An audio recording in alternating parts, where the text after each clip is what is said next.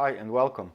In this video I will show why I always recommend that you tighten the bolts when you are mounting the disc brake caliper in an alternate way. First one a little, then the other a little, and so on, instead of just tightening only one bolt. I think it's so important to understand why you're doing something when you're doing it, not just to repeat it as a parrot or a trained monkey or something. So without much talk, we'll get to it. I will demonstrate it here. I have a nice thing set up, and here it is. Here we have a brake caliper that's got the bolts tightening it loose, so we can adjust it and move it. And I'm holding the holding bracket in a vise, and it's the same principle as it is when you tighten it to a frame. So you need to adjust your caliper, and even if you use a tool like this that lets you slide it over a brake disc and insert it inside to make sure that it's all nice and centered, then you press on the brake to keep it tight, and then tighten the bolts. It helps, but only if you do things properly.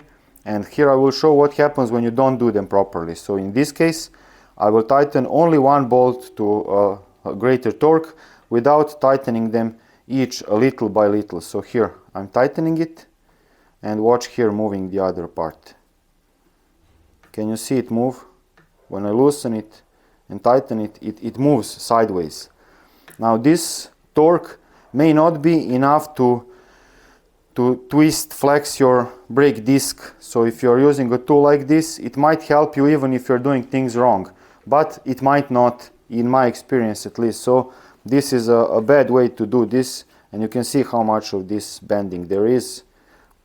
So it's best to just remove the slack of both bolts, and then just slightly tighten one, then the other, then go a bit closer to finger tight, one, then the other, then a bit like halfway there, and then go to the final tightening torque. That way, when you are exerting torque on one end, the other end is already a bit torqued down and causing some friction, preventing the other part of the caliper from moving and from making the calipers misaligned.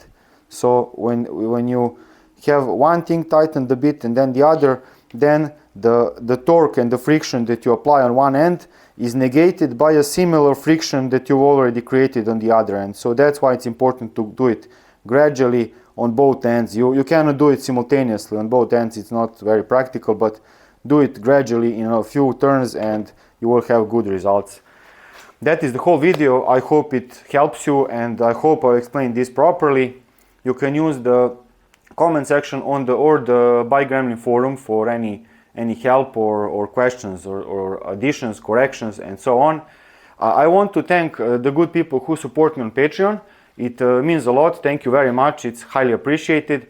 And if you like what I'm doing and want to support it and allowing me to remain independent, so no sponsors on this channel, no compromise in that sense, you can go to patreon.com/BikeGremlin, and if you choose the support option and the amount that works for you. That's the whole video. Thank you very much for watching. I'll see you in some other video.